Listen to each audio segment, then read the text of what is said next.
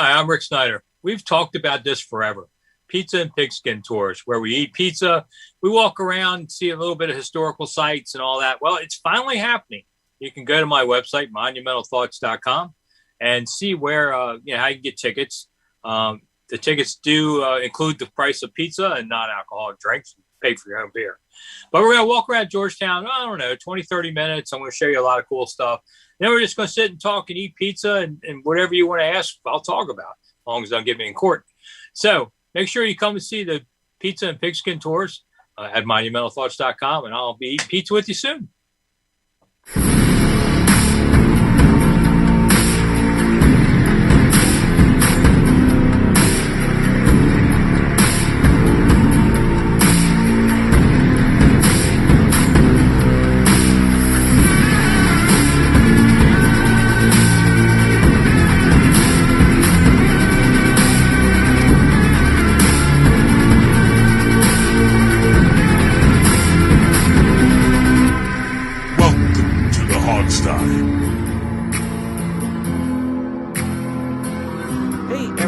Happy 4th of July, this is Alex with you, and it is the Hogsty. It is just a duo today, Alex and Steve, and we just recorded another show of It's Just Business, which you will all hear later in the week. We were waiting for Jamal, but he's not here. He's probably already out lighting off fireworks, having, beers and eating barbecue or whatever he's doing this weekend. Are fireworks even legal in the city of Washington, Alex? Well, he's in PG, but yeah, fireworks are legal. Are they? They're illegal where I am. Yeah. No, dude, they were launching fireworks, and in the city, they just do it all the time. People are launching fireworks all summer long. I heard the first one yesterday at 6 in the morning. That's just rude. Annoying. I mean, that's just obnoxious. Yeah. And like every hour or so, you just hear another boom, just... You sure that's not a gunshot? If it's a gunshot, it was a cannon. Like like you could feel the ground shaking. It was that loud. That's not beyond the realm of possible in your neighborhood either, though. It's not. But yeah, no. Happy 4th of July, everybody. You'll hear us say that again to you on another show. But it's a fun holiday. Everyone loves this holiday, I think. So I would like, before we get started here, I would like to congratulate my Los Angeles Dodgers for beating the crap out of the Washington Nationals last night. Well, it's 3-0. The series is 3-0. By the time you hear this, hopefully the Dodgers will have won the 4th game as well, which is today, Sunday, at here coming up like in an hour, as a matter of fact. So, but it's really great to see when they can beat up on a lesser opponent like that. Well, you guys are in the stronger division these days, that's for sure. I should say the defending world champion Los Angeles Dodgers. Yeah. Excuse me. I'm looking. What was the last night's score? 5-3? Yeah. Then you had a 10-5. By the way, not a football topic, but have you noticed how much better things have gotten offensive-wise in baseball lately after the whole sticky substance thing came out? Yeah, I mean, the pitchers have been doing this for decades. Right. I mean, it's not, if you ever see your favorite pitcher and he's touching his cap. Yeah. There's a reason for that. And it's not just because it's like some OCD ritual. It's that there's pine tar on his cap. So they've been doing it literally forever. But, baseball, I think, is getting absurd about it, to be perfectly honest. I mean, they're checking pitchers when they come off the field. And, sure. I thought it's a bit ridiculous. I get it. But at the same time, I'd rather see scores with double digits. So, baseball's become way too low scoring. So, I like it in that respect. But, we're not here to really talk about baseball. We should have talked about that on IJB. I can talk about baseball all day if you want. Yeah. I enjoy talking about baseball. But we have a major story in D.C. to get to. Which is amazing because it's July. Team here. Yeah. Yes. And I think everyone knows what's going on. Early this week, Dan Snyder names his wife co-CEO of the football team. And he says, she's always kind of been my sounding board. She's always kind of been this role. We're just formalizing it, la, la, la, la, la. And then, of course, Thursday, the NFL finally comes out issues their reactions to the Beth Wilkerson report. $10 million fine for Dan Snyder. He, and I'm using air quotes, voluntarily steps away from football operations for a unknown length of time now. And that's where we're at. And I think a lot of people were upset that it wasn't a league-mandated steps away from operations. I think, there are those people who would not have been happy unless he was forced to sell the team. That was never going to happen. Unless you had him on video sexually harassing a cheerleader, he was not going to be forced to sell the team. Even then, probably not. No. So, look, the NFL does protect their own. We told you this last year, a year ago, okay? This was always going to be the result. Dan Snyder was never going to be forced to sell the team. None of this should surprise you. The only thing we did not predict was Tanya Snyder. Now, let me tell you something. NFL owners don't run the team on a day-to-day basis anyway, okay? Right. I was in the building for one team when I was one of their outside counsel, and I never saw the owner once. Okay, he was never there ever. It's all NFL teams have a team president, and the only one who was really in the weeds on a day-to-day basis was Jerry Jones, and even nowadays he's got his son doing most of that stuff now. So owners don't run the team anyway. So what Tanya Snyder will do is go to the NFL meetings, issue a statement or two, but from a practical reality standpoint, it will make zero difference whatsoever because Jason Wright runs the business side and Ron Rivera runs the football side, and that's going to stay the same as it is now. So, and on top of that, she's going to talk to her husband about stuff anyway, so it's going to make no difference at all in a practical reality sense. Now, it may make a difference from an optics standpoint. Sure. And that's... I think it's fair to say most of this is about optics anyway. Yeah, oh yeah, and just, less anybody thinks otherwise, Dan Snyder was voluntold to do this, okay? Right. This is not a volunteer or anything. But I know some people are upset that the Wilkinson report was oral. That should surprise nobody. Listen, I hate to be cynical about this, but a couple things. Number one, Roger Goodell isn't running anything, okay? He may be the face of it, but the owners are who does this. Roger Goodell does not discipline owners, okay? Right. All they do is they make him be the public face of it so they don't get criticism. That's number one. But number two, the owners don't really care about this. They have their own skeletons in their closet anyway, and all they're trying to do is keep the wolves at bay from them. And so this is not a situation where I think they care a whole lot about sexual harassment. They just want it to go away as quickly as possible. I hate to say it, but that's just the truth. Yeah, and I think that's, if we're all being honest, we kind of knew that.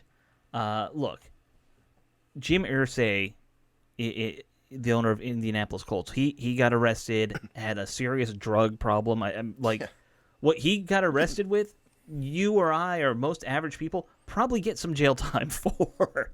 He's a drug addict, or was. He had a drug problem. There's been a bunch of other people who've gotten in trouble. Robert Kraft got busted with sex trafficked prostitutes. Right. Jimmy Haslam almost got indicted by the feds for fraud and corruption and associated with his Flying J truck stops or pilot, whichever one it is. Right. There's what more. Dan Snyder, or the team rather, is accused of, and let's be honest, probably a lot of those accusations are true. It's horrible. Yeah, it's a terrible working environment. Nobody thinks it's not terrible. Right. It's kind of run of the mill for what a lot of these rich guys do.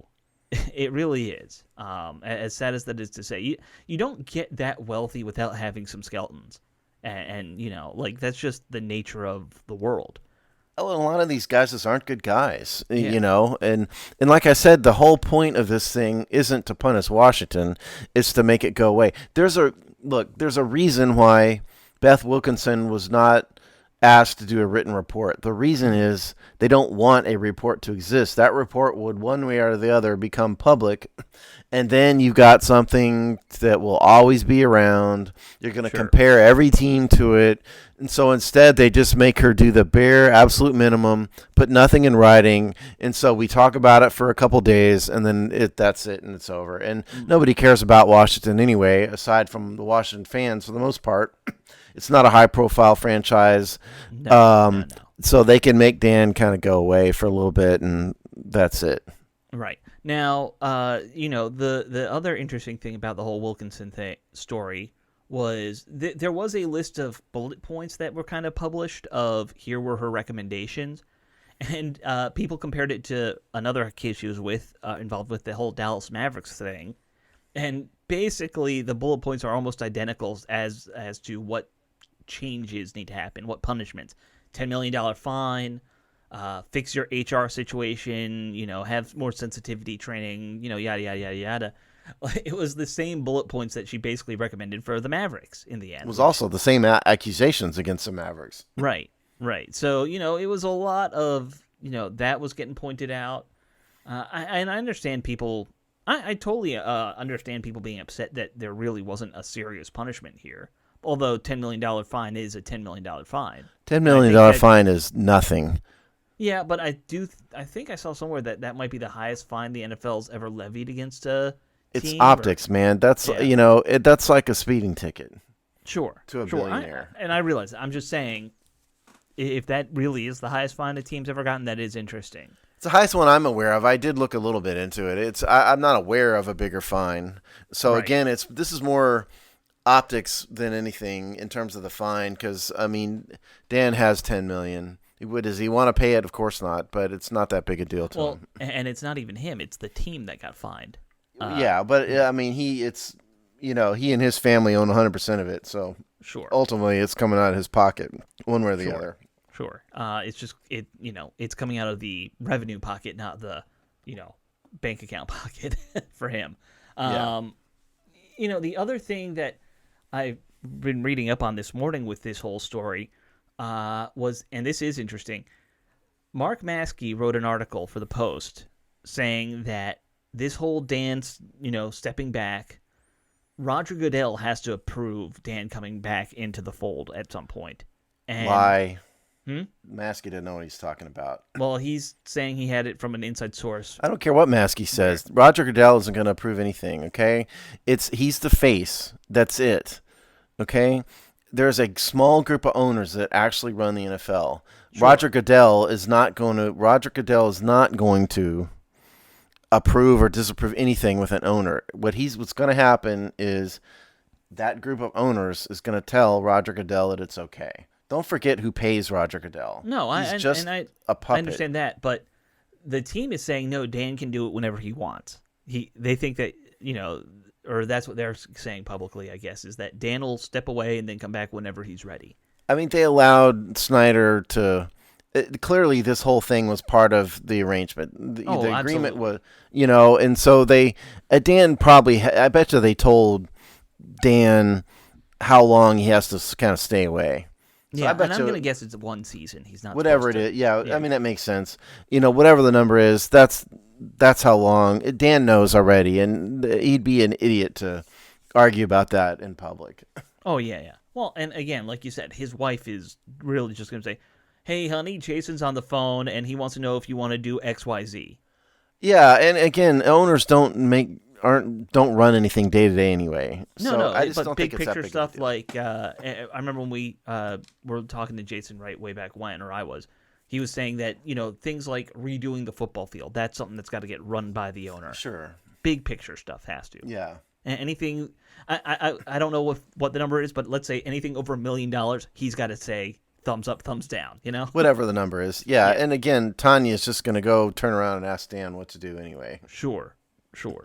And for what it is worth, it was very interesting to me that after the scandal broke, suddenly everything that was Dan became Dan and Tanya very quickly for this team. I don't know if you picked up on that, but... Oh, I did. Yeah. And they made a big deal about hiring some women, Julie Donaldson. Sure. You know, and didn't we have her on the show? Julie was on the show, right? Yeah.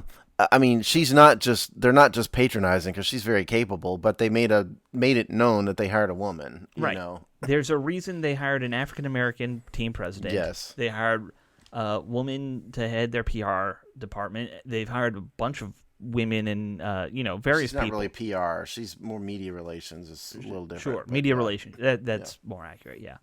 But, I don't think... Is it pandering? Yes. I don't think they're trying to hide that it's pandering, honestly. Now, it helps that Jason is, very capable, it seems like. That Julie is incredibly capable.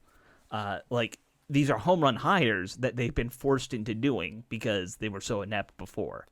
Well, just think of what we came from and what we ended up with. I mean, they had Bruce Allen... And Larry Michaels. I mean, those two guys are just awful at their jobs. Right, and then Vinny before that. Horrible people, miserable human beings. And they went from that absolute bottom of the barrel to two outstanding, by all accounts, outstanding, people. I mean, it's night and day. It is. It really is. And, we've got, we've got two GMs now, who are in the front office working with Ron, who technically isn't a GM, but I know what you mean. You know what I mean? Yeah. Yeah. Yeah. They like unofficially titled him like co-GM or something like that. I remember it's some weird title for the guy who was Martin Mayhew's the GM, and then Marty Herney is the sort of second in command. Right. He's the assistant to the GM or whatever it is. That makes him sound like a secretary. Yeah. But you're gonna make me look it up. Keep talking. But even you could add Martin Mayhew to that list of it's a minority hire for a very high profile position, which does help you when you're fighting this kind of PR war of you've been accused of sexual harassment. Oh, there's no doubt about it. Yeah, there's no doubt about that. Yeah. And I noticed the website already has Tanya's picture and bio up as co-CEO. Sure, that makes sense. Okay, so here's I'm the sure official they did titles. That right away.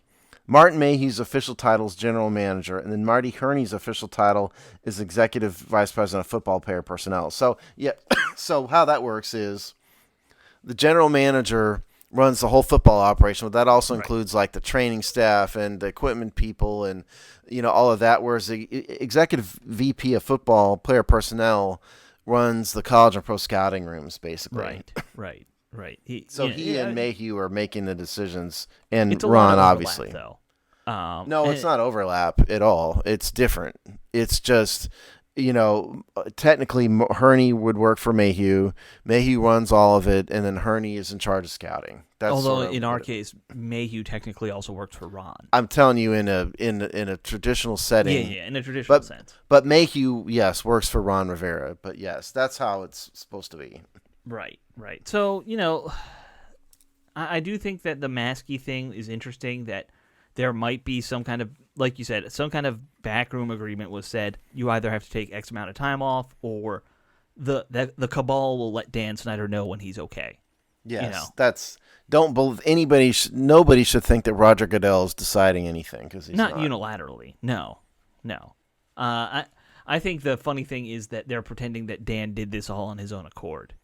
They're just throwing him a I mean, again, this is all designed to make it go away, right? And quickly. Let him save a little face there, I guess. Well, but you don't want to formally suspend an owner if you don't have to, because that's more of a news story. And so instead, you just let it kind of happen. He's going to step away for a while, and all is well. Look over here. That's what's going on.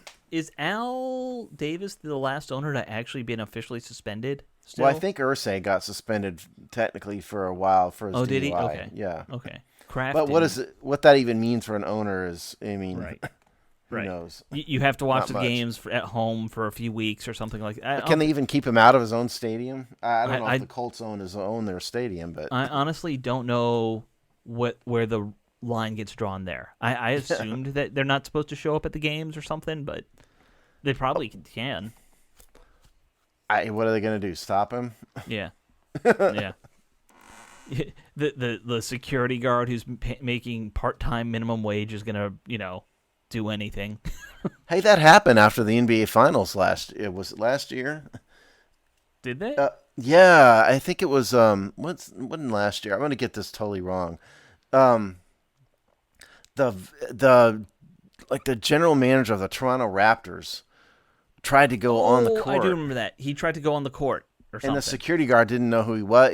There was the Raptors GM, I think, pleaded racism at the end of it all, but the story from the security guard was that he didn't know who he was and he didn't have a badge, and so they said no. And Yeah, then I do remember and that. then the VP said no, this is just racism, and I don't know whatever. I don't think anything became of it. Yeah, it was right after they won the championship, which It was on the court right after the game. Yeah. Yeah, I remember that now. yeah. Well, what else is there to talk about with this story? I mean, all right, so the team's going to pay $10 million, and Dan's not going to be there, which I guess is good. It doesn't matter. That's what I'm saying. Yeah. It doesn't matter at all if he's there or he's there. Ton is there. It doesn't matter. There was some like extraneous stuff about the NFL having to guarantee. The NFL was a guarantor on the loan that Dan took for to buy out his minority shareholders. That kind of came out a part of it. People were questioning or whatever it was. Yeah, people were questioning whether Dan has money. Look, no billionaire has $1 billion in cash laying around. That's not how billionaires roll. It's all tied up in investments and stock options. And so Dan was always going to take a loan to pay $800 million. Now, the reason why the NFL guarantees the loan is probably because they don't want an outside lender to have a lien on an NFL team. Right. So the NFL guarantees it. That way, the NFL is kind of in control of it. So yeah, that'd be my guess. And I don't think Dan's short on cash. It's he's probably not high up on the list of net worth by NFL owner standards, but he's not short on cash. I've heard, and this is I don't think anyone can prove it, but I've heard he's actually towards the bottom of that list for the NFL. Oh, I'm sure he is because he doesn't have a ton of outside investments and stuff. It's just the football team, right? And that's it. And the things he's tried to invest in have failed miserably. That doesn't help. Yeah, everything he's done is turned to ash. Yeah. Right. But like these are like Robert Kraft was Gillette. Right. And there's most the Jimmy Haslam who I mentioned earlier. Was it on this show? Yeah, it was on this show. On the who owned the Browns and almost got indicted. He's the Flying J truck stops. Right. Dan doesn't really have any of that stuff. So right. yeah, Jerry I'm sure Jones is worth $9.9 billion, mostly due to oil money. Not he's got a bunch of oil stuff. Right. So Dan is not any of that, and so like you just said, Alex, everything he touches has failed. So right. By NFL owner standards, he's certainly towards the bottom for sure. But. And it honestly would not surprise me if he was like 30 or 30 in that 30 to 32 range. He's still on the Forbes list, though. Yeah, I know. It doesn't really matter. One other thing I saw about that, though, that I thought was, oh shoot, I can't remember where that story was, and I can't find it. That happens. It's like the story goes right out of your head because I just talked over your thought. I saw something about the whole ownership. Oh, you know what it was?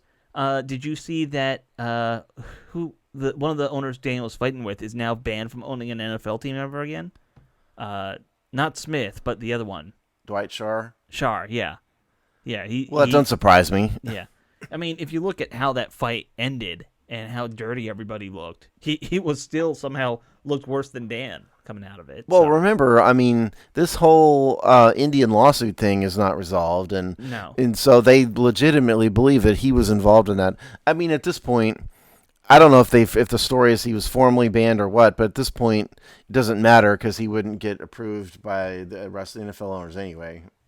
Right, for minority ownership or anything, yeah. Right, not after they created that whole mess.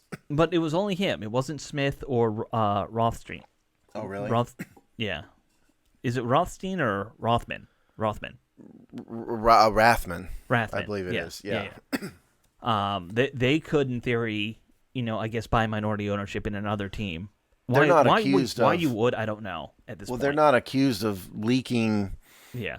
Rumors about Jeffrey Epstein to an Indian gossip website either. Right. So. Right. I think Fred Smith has better things to do, like run FedEx, than Right. get involved in stupidity like that. Yeah. He he can also just go roll around in his billions of dollars too, because I think he's Put him in probably a big richer than room. Dan. He was one of the richer guys in terms of minority owners. Probably, yeah. You just get one of those big bounce house things, just fill it with $100 bills, and just jump in it. That would be very sticky very quickly, I feel like. Well, I don't think there's anything else that's going on in that side of the team. I mean, look, it's not going to matter, okay? Yeah. That's it. It won't make a single bit of difference to what goes on with the team on the field. And I do understand why people are mad about it. I understand why, especially the women who came forward are really pissed about this being the result. What did you think was going to happen, people? Yeah. Maybe my only the question world is not as cynical as you and I are. Yeah, well, I do wonder if any of those women who came forward will try some kind of civil action, but I don't know. Maybe I don't know if they signed something that they couldn't. We don't know those details. I want to say there are lawsuits that are currently going on. I think. Don't hold me to that. But no, this has nothing to do with that.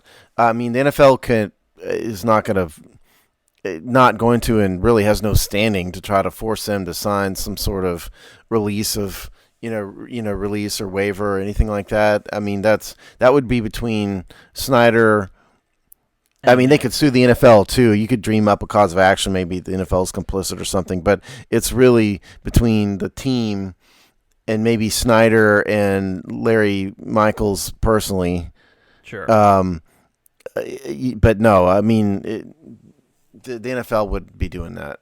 Yeah, I wouldn't think so either. But I was talking more in the broader sense. I don't know if any of them had NDAs when they left or something like that they.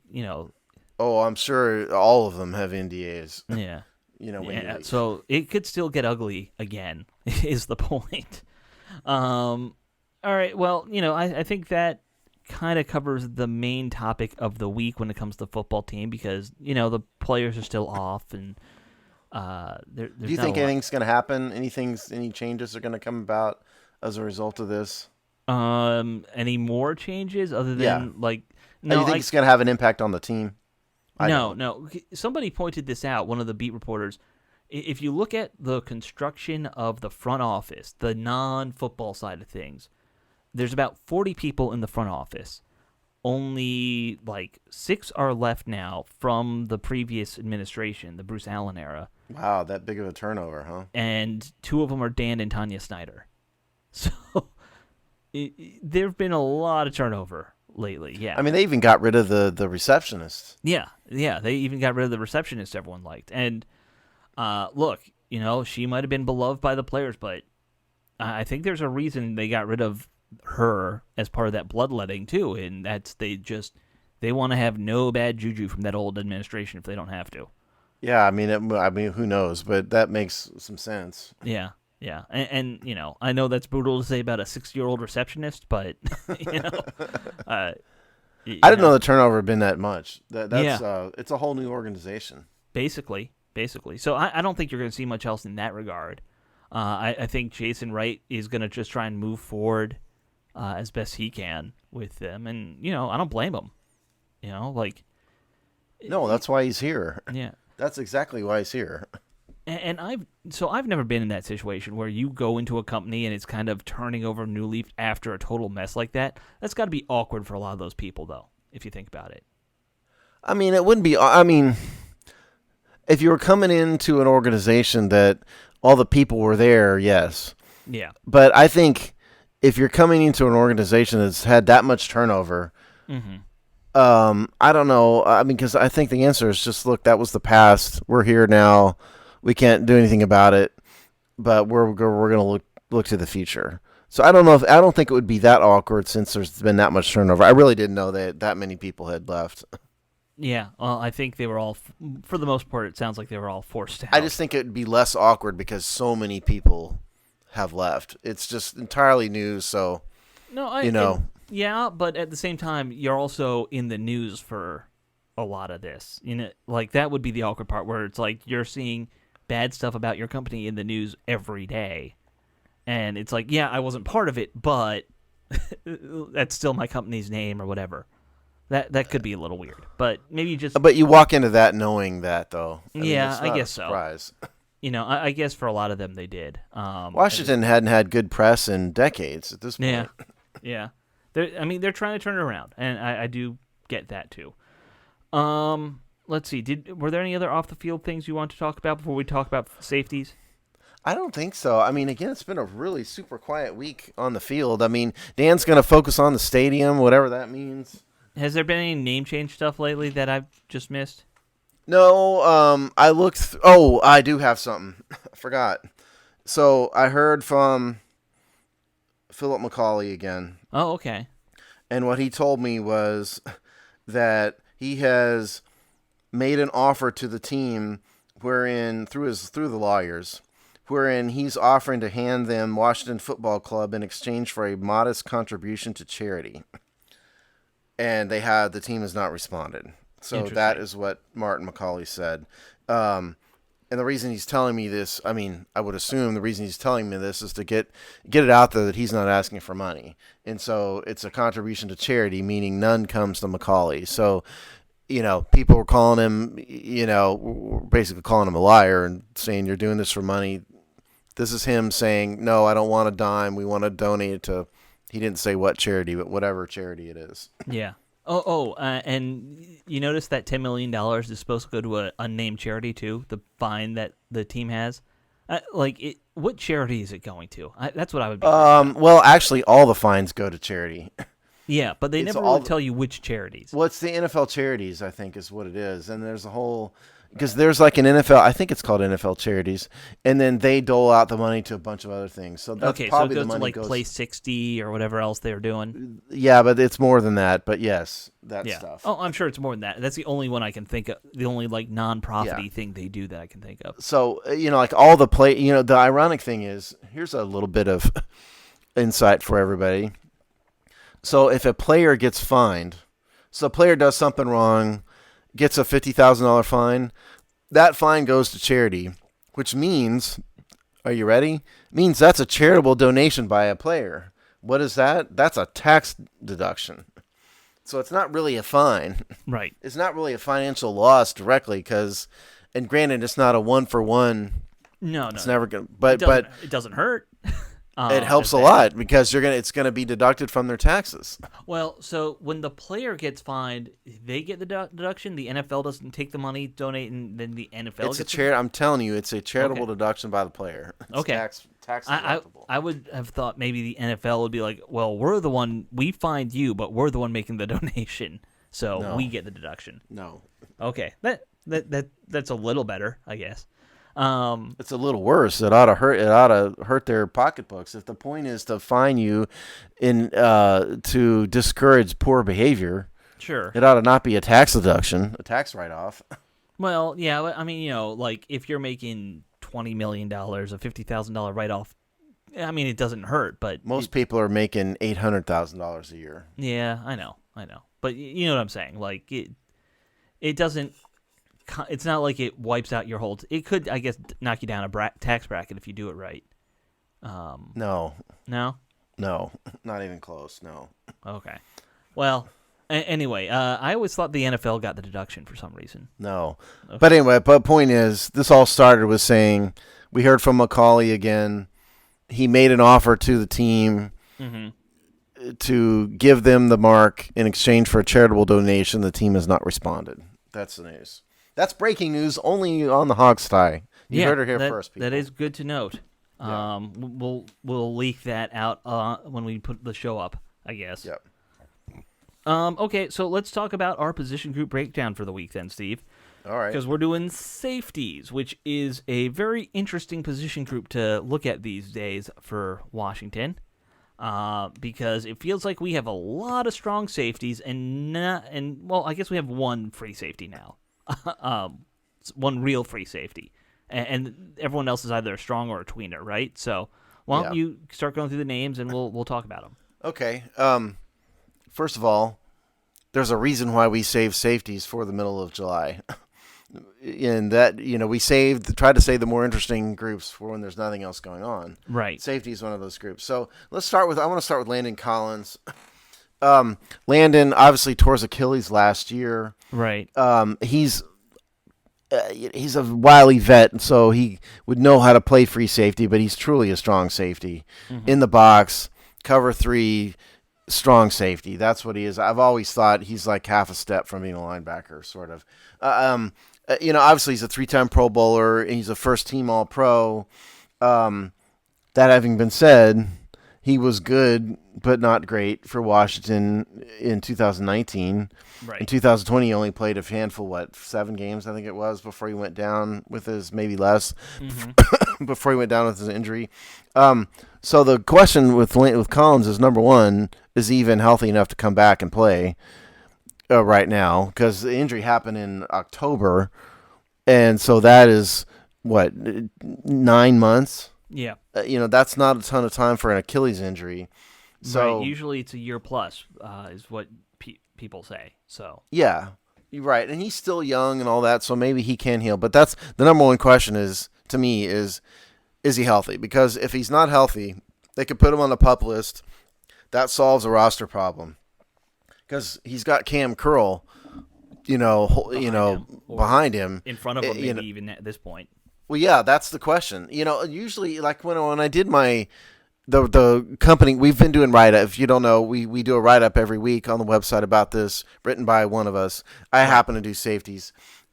Usually when I do it, I list starters and then backups and then practice squatters, but I really don't know what to say about starter in this case. So I just said the guys with starting potential, there are 4 of them. We're starting with Collins now. I think the number one question is he going to be healthy? I don't know if he is or not. Yeah, I mean, I think it is a fair question. Let's assume he's not. He's probably not going on IR the full year, though. It's going to be PUP. He'll miss about half the season or 6 weeks or whatever it is, and then they'll bring him back in. To me, the real question isn't that. It's still going to be, then what's his role once he is here and healthy? Because, like we just said about Cam Curl, Wally pipped him. He came in when Collins got hurt, and he played outstanding. And now people are saying he should have been projected as a first-round pick last year and, not gone in the 7th round when we snagged him or whatever it was. It was 7th round. It was 7th round, yeah. Like, he's the steal of the draft for not just the football team here, but maybe league-wide. Maybe so. Yeah. He certainly dramatically outplayed his draft status. Right. So, you got to wonder, like, if and when Collins is back on that lineup, is he playing alongside of Cam Curl somehow? Are they, rotating him in and out for situational reasons? It's going to be very interesting to see how that really works out in my mind. Oh, I think so. I mean, the problem is, do you really put $17 million on the bench? It's tough, man. We had 1 year where Josh Norman wasn't playing well. Trent Williams, quit on the team. Alex, we had $60 million on the bench 1 year. It didn't go well. But I don't think you'd ever put him on the bench fully. It's just, all right, we're going to make use of you where we can. But meritocracy, play the best player. You want to hear the funny part about Cam Curl? Sure. This guy was suspended for the final game of his sophomore season. Do you remember why? In college. I did not. He was suspended for socializing with Mississippi State's dance team. Oh, I do remember that now, yes. I mean, if you have to get suspended for something, fiddling around with the cheerleaders is probably the way to go, right? Right. It's a little Chris Cooley action right there is what that is. Yeah, it is. That's exactly what Cooley did in the NFL and got his cheerleader wife fired. He did marry her, at least. That's a good thing at the end of the day. But yeah, so I think you bring up a very valid point, and long term, you have to think that Curl is going to be the starter. Sure. So it's really just a matter of when are they going to cut Landon Collins? Is he really going to make it through 6 years of this contract?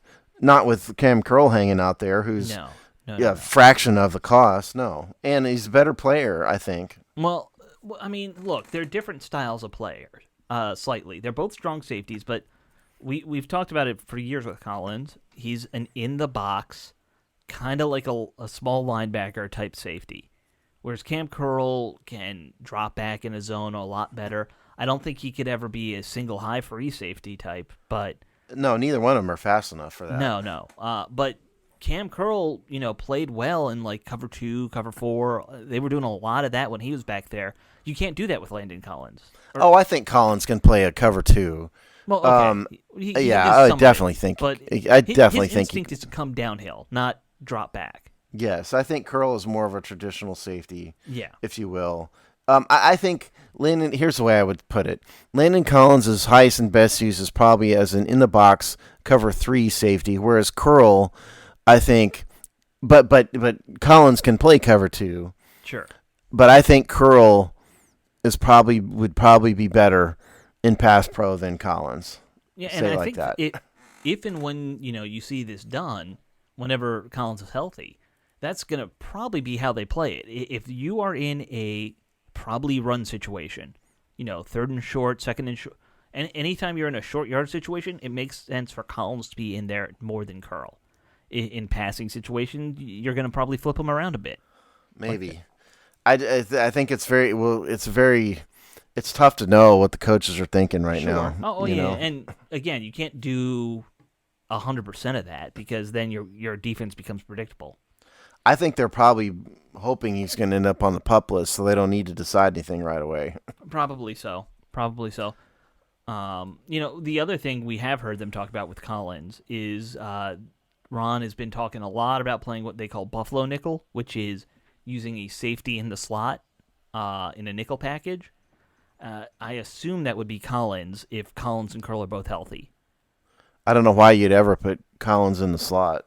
Well, I mean, if you're playing 3 safeties and one guy's going to be in the slot, which one are you putting in the slot? Curl. Really? Yeah. Because I'm putting Collins in there and putting Curl back for coverage reasons.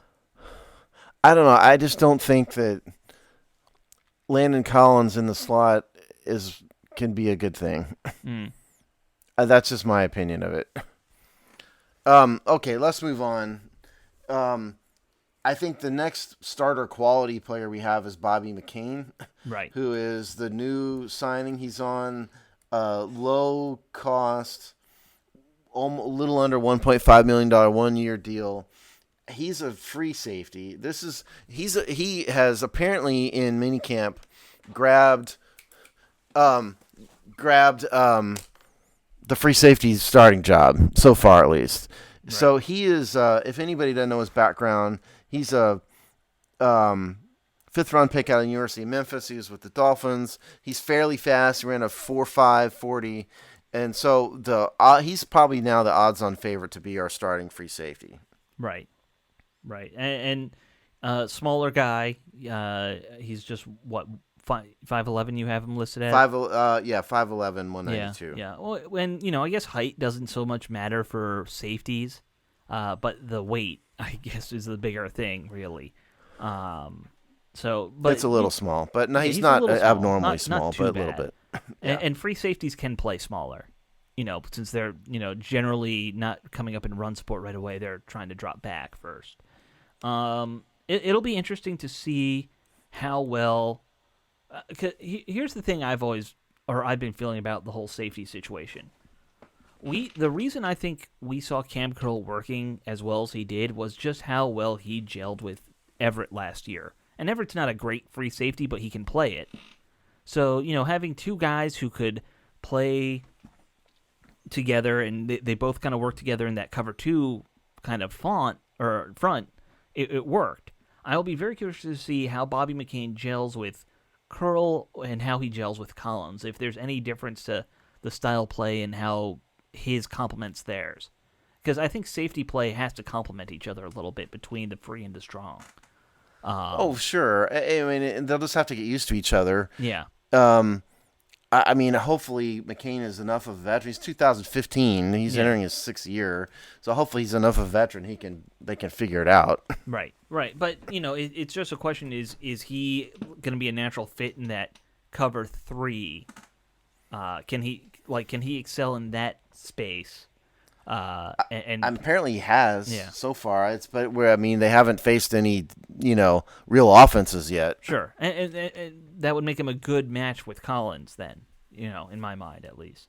Since you were saying before, Collins is probably best in that strong safety cover 2 role where he's underneath.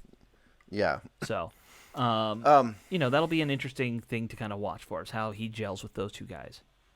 Yeah, no, I think so. We'll see. Because there's not really another good option. Because the only other, I think, starting quality option is DeShazer Everett. Right. Who is, was last year's free safety by default more than anything else. He's played, he's a special teams ace, too, which is Alex's thing. I mean, I've been an Everett fan forever because of how well he was there. Yeah, in special teams. Yeah. So, I think Everett's probably going to be the one that loses out, to Bobby McCain, most likely. I don't think he's a great free safety. I think he's sort of an average free safety, maybe at best. DeShazer or Bobby McCain? DeShazer Everett. Oh, yeah. DeShazer Everett is one of those guys who's kind of in between, in my mind. He can play strong safety. He's probably better as a strong than a free safety. In my mind, I don't think he has quite the speed you want from a free safety, but he can get it done. Obviously, I think he was there by default last year more than anything else. And he's been here 5 years now? Is that right? He's a 2015 undrafted free agent from Texas A&M. Yeah, so this is year 6. Year 6 for him. So I mean, he's gotten it done for 6 years. That's a lot better than you'd expect from an undrafted free agent. So I'll be curious to see. Kind of how that works out. Does he just go back to his normal gunner and spot relief role, or what do they do with him? I think that's a good question. That is the question. Yeah. I mean, he clearly can start if they want him to, but if the McCain as starter line of thinking holds, and Everett is the backup. Sure. It's as simple as that. Sure. And look, they're going to rotate all these guys. That whoever is active is going to get some playing time these days because that's what they've been doing more and more. Yeah, I think so. I think that's fair to say. Certainly. Yeah. I'm just always going to be a fan of Everett, just mostly because that one hit he had in Philly where he knocked Darren Sproles out. Mostly because you're the biggest special teams nerd in Redskins fandom. Probably. Me and whoever the special teams coach is. That's you and Nate Cascore. Yeah, that's about it. We need to get him on the show just so you can nerd out with him. Sure. Okay, let's go to the draft pick, Derek Forrest, University of Cincinnati, 19th pick in round 5. He's 5'11", 200 pounds. Now the thing about Derek Forrest is he's a burner. Ran the 40 and less, and he's a sub 4.40 guy. Again, this is as we said before. This is not a combine time since it didn't have. So it's probably realistically more like 4.4, not mid 4.3s. Yeah. But nonetheless, did 21 bench press, 39-inch vertical leap. The guy is an elite athlete, and he also was considered to be a leader on the University of Cincinnati team. So why, you ask, does this guy fall to round 501? He's from the University of Cincinnati. Right. But the other thing, he's really sort of fit. Analysts saw him. I've not watched this film yet. But what the line on him is that he's really more suited to a cover 2 split zone, and that his skills really aren't up to the level of being a single high free safety. So that's probably why he fell to round 5. Yeah. And as a prospect, you look at those numbers and you say, well, that is a natural free safety in terms of size and speed and all that. It is interesting that they don't think he can play a single high with that speed. I mean, they've given Troy Apke 100 chances at free safety. Well, this is just like the draft nerds that said this. Who knows what the team thinks? But you know what I'm saying. Usually, if a guy's fast, they're like, he's a free safety. Put him single high. That's usually the reaction. I've watched a couple of his highlights. I will say, even though he's fast, he kind of looks very lengthy when he runs, and it makes him look slower to me, which is weird. But that may mean what you may be seeing is maybe his burst and agility is not quite up to snuff as compared to his track speed. That's like what the problem Troy Apke has, in addition to the fact that he sucks. Right. But from a physical standpoint, it sucks at just being a safety. But, he's a speed bad guy. Lines has always been Robert Griffin, think about that. Yeah. Robert Griffin, a sprinter, was he agile? Not really. No. He's just fast, Right. And when Griffin ran, it wasn't impressive until he got a straight line shot at the end zone or something like that. He looked like a sprinter. Yeah. Right. And maybe and again, I haven't watched Forrest yet. I'll get around to him. I haven't watched enough of him to consider being an expert in him. That was just something that jumped off. It's a good observation. It's a good observation. Yeah. So, what happens to him, who knows? I mean, I think this is going to be a guy who needs to be a special teamer for a while, for sure. Sure. And here, you talk about him being a natural cover 2 guy. The one thing I don't think we're clear on is what the coaching staff wants to do defensively in terms of coverage. They did very well with cover 2 and cover 4 last year. So that could be a good thing if Forrest is here. They did a lot of things. I mean, they played sort of every coverage, and I think that's what NFL teams now do. We're just so used to seeing cover 3 because that was what, under Jay Gruden and company, they just seemed to always be in cover 3. But I think this coaching staff may be a little bit more versatile in that regard, hopefully. Right. Well, I think they were like that under Gruden because they had Josh Norman. That's all he could do. He was not a man-to-man guy. He was a cover 3 corner. So, well, I mean, all zones are like that. I mean, it's, cover. The only cover 1 is more of a man coverage thing, but cover 2 is zone.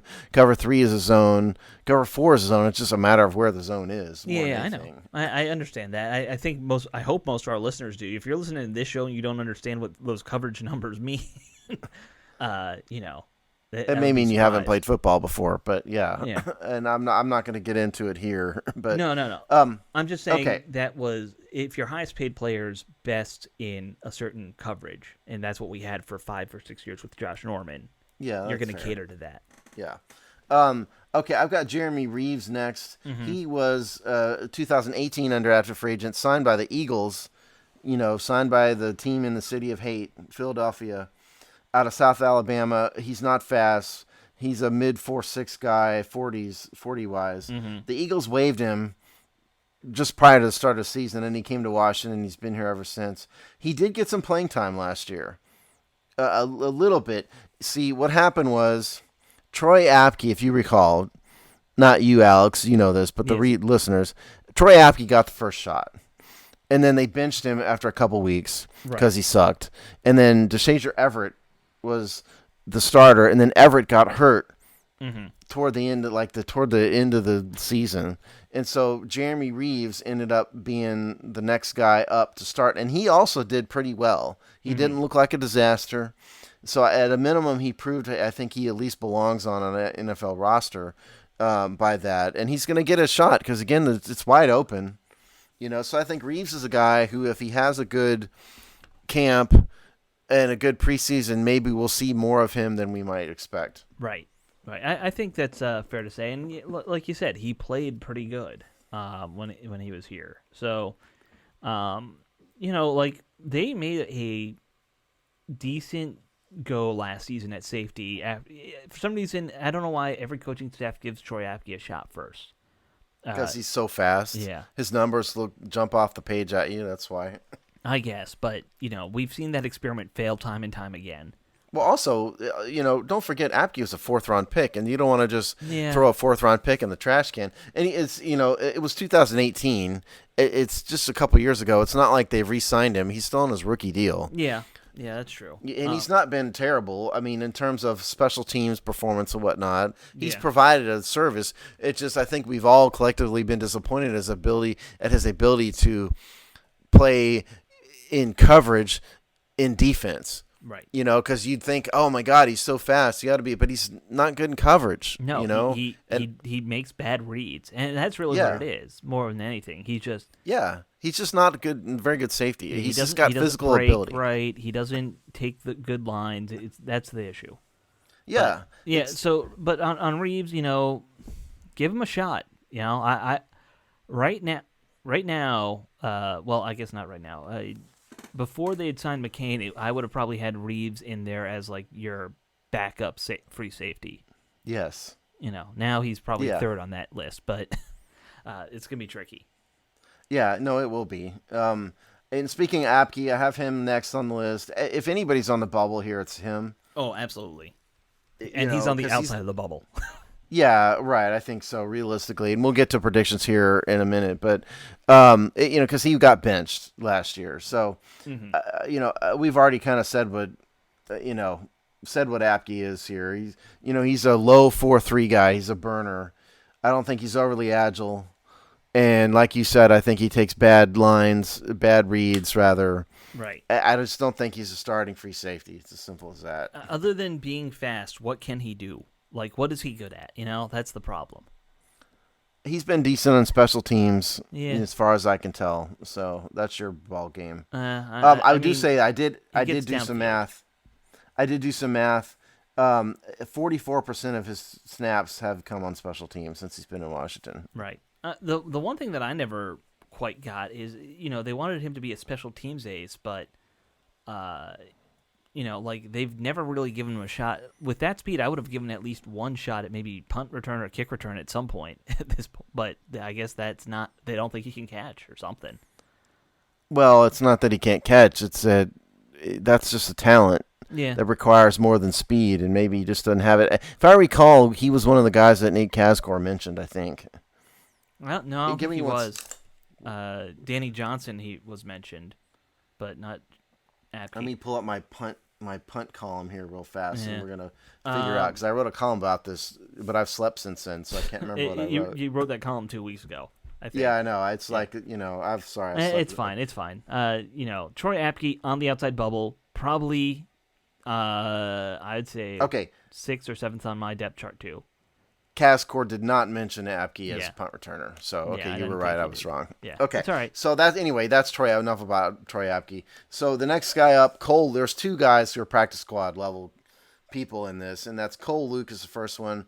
2017 undrafted free agent out of Notre Dame. He was with the Panthers. There's a lot of former Carolina Panthers guys on this team, and he's another one. He's another guy who's not fast. He's a mid 4.6 guy, 40 time. He's played in his career 13 games, 4 tackles. He played 5 games last year. All of them are on special team snaps. Right. 56 snaps, special teams. So I think this is just a guy that Ron Vera probably likes. He's getting a shot. He doesn't have much of a shot, but he's getting a shot. You probably need one safety on the practice squad just in case. Right. He's that guy. Yeah. So that's Cole Luke. Some of you probably didn't even realize he was on the roster. So then the last guy here up is Chris Miller. Who is Chris Miller, you may ask? Good question. He has a band, I understand. I wasn't aware of that. Yeah. He's a 2020 undrafted free agent out of Baylor, 6 foot 190. Another guy who's a 4.6 40 guy. He was signed by the Seahawks, got waived, ended up on Arizona's practice squad, and then Washington claimed him, if you didn't realize this, in late December last year. So he got a futures deal, and he's here. He's going to get his shot. It's long odds, for him and Cole Luke both. Okay, so projections. I'm assuming you don't have any comments on Chris Miller. No, and I screwed up that joke. It's his brother has the band, Steve Miller. Oh, that's what I thought. I screwed up the joke. That's all right. I immediately thought Steve Miller, but then I thought maybe you were being serious and you really did have a band. I screwed it up. It's all right. Move on. Otherwise, I would have had a Steve Miller joke ready. That's all right. Yep. Take the money and run, maybe. Yeah, that's exactly. A Steve Miller song for the young people out there. Let's move forward to projections. Yeah. Okay, so last year Washington kept 4 safeties. Bigger picture. Last year, Washington had 9 DBs. Right. 5 corners, 4 safeties. When we did our corner prediction last year, or last week, I was assuming 5. I think you said 4. Jamal said 6. Point is, there were 9 DBs. So if you assume that they're going to have between 3 and 5 safeties, one of those, I think the only real this is why I thought safety so unusual, such a great group to review in our position group breakdown. The only real roster lock to me is Cam and Curl, and I think it wouldn't surprise me. It would surprise me, but not a ton, if a fifth round if Derek Forrest really stunk, would Ron cut him? Ron's pretty bold, so I don't know if he's a real lock as a fifth-round pick. So, but to me, I think Curl is only lock because Collins may end up on PUP. McCain is certainly probably going to make the roster. So I think the guys who are definitely realistically probably on the roster, Cam Curl, Bobby McCain. I'm going to say Derek Forrest, and then I think you got Everett and Reeves. The next guy's up fighting for how many spots? So if they keep 3, neither one of them make it, but I think they'll keep 4. So the best between Everett and Reeves may be the next guys up. It's a tough group. People are going to get cut. I mean, people are going to get cut. And, when we were talking about corners last week, I said I could easily see, if you're only keeping 9 defensive backs, I could see 4 corners and 5 safeties. And I'll tell you, and this is why. Yeah, some of these guys you don't know, but the 4th and 5th best safety we have now is, in my opinion, better than the 5th best corner on this roster this year. I think we have 3 good corners, and then it's a bunch of question marks. Whereas Cam Curl, like you said, he's a lock. Landon Collins, he's getting big money. I think you can get a lot out of him, and he was a one-time All-Pro, Pro Bowler type. No, he's a 3-time Pro Bowler, 1-time first-team All-Pro. Right. He's hurt, and he's not a world-class safety, like free safety, which is what we probably need, but I think he's a lock too. And same with McCain. Bobby McCain. If he's healthy, though. I mean, a PUP isn't going to count against the roster. Sure. But I'm just thinking big picture. He'll be on this roster at some point. I don't know. I mean, because like I said, Ron didn't bring him here. No. He's got an enormous contract. Yes. I mean, I guess I wouldn't be. I agree with you. I think it would be realistically be on the roster, but I think there's a less than 0 chance that Ron doesn't get rid of him this year. I guess let me say it like that, because his dead cap hit is $18 million. So you would think, okay, dead cap bigger than cap hit, not going to cut him, but we're past June 1. Right. So they could get rid of him and go split it up. So it wouldn't. I think he's going to be on the roster. I think he's going to be on PUP. But I don't think they're going to cut him. But I wouldn't be completely shocked if they did. I think they cut him next year is probably the plan. Yeah. So I'm going to say Bobby McCain are all 3 locks. So Curl, Bobby McCain, and Collins are all locks. And I don't see them getting rid of Forrest. I think the plan right now is Forrest's going to kind of ride the bench this year and assume that free safety role next year, because McCain's not here on a long-term deal. So, why? No, he's 1 year. You're going to groom a kid to take that spot. And Everett has been the special teams captain and kind of like the leader of that unit for a while. So I don't see him getting cut for that. So that's why I could see 5 safeties, 4 corners, and you're just kind of figuring out, that's why you plan to play some Buffalo nickel and get relief for your corners that way. I just think there's 0 chance they're going to keep 4 corners. I just don't see it. I think you have to have 5 corners. To me, I could be wrong. I think I'm just assuming there's that 9 limit that you talked about. I could also see them saying we're going to keep 5 safeties, 5, keep 10. The way the game is played now, you play so many more 4 and 5 wide receiver sets that having more depth in the secondary makes a lot of sense. I mean, we're going to do our defensive line next week, so we won't get into that. But, maybe because they have such a strong group of starters, maybe they they keep 1 less defensive lineman. Sure. Because the starter group, and move it to DBs. It's the 9 isn't set in stone, people. That's just what they did last year, so we're just guessing. I just don't think they're going to walk in there with 4 corners. I mean, you get, 54 guys now? Or is it 55? Well, it's 53, but you can move people back and forth between the practice squad and stuff. Let's just go with 53 for the sake of the argument. Sure. So that means you get 26 defensive players roughly, or 25. Those numbers are all a little flexible. So yes. You could go 27 and have one fewer, offensive guy if you want it. But so yeah, and so I think what you're saying also is you're assuming that Collins is going to be healthy, right?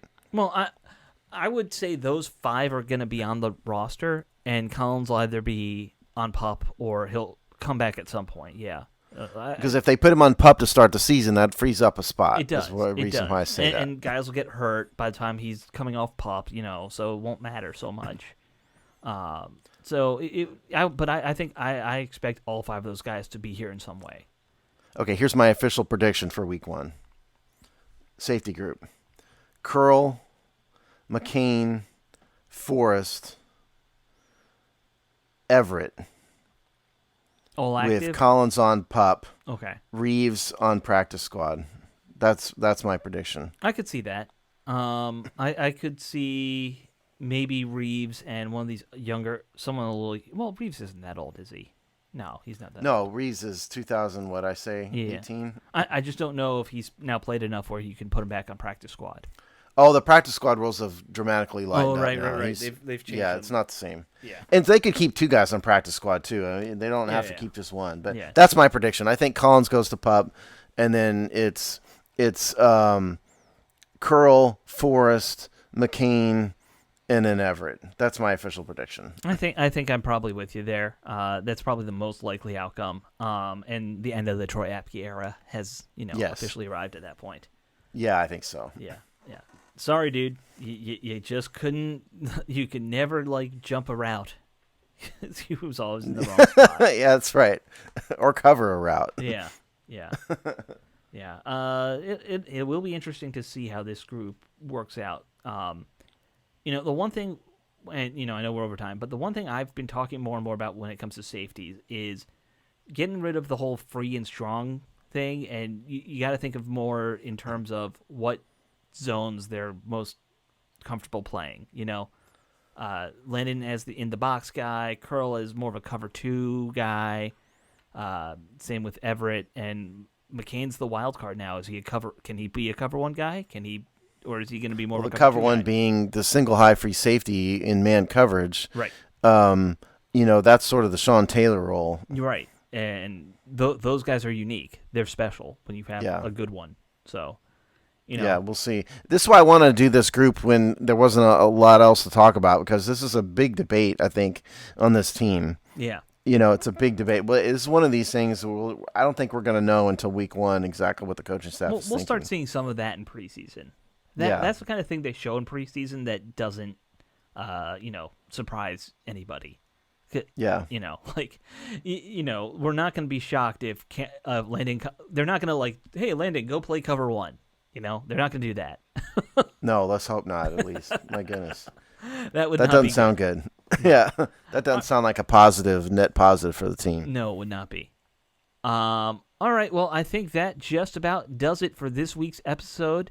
Guys, tune in next week. I'm going to have to write defensive line column for our position group, so that'll be fun. Steve, how much of my defensive line thing is just going to be me talking about Matt Ioannidis? That's the question for everybody. 75%. Yes, I think that's accurate. Well, since you guys broke up, I'm not even sure if you really wanted to. I know you're not living with them anymore, I'm with so right now. That's what it is. You're just a little bit too hurt right now, maybe to talk about it. But. All right, guys, we will see you next week. Later.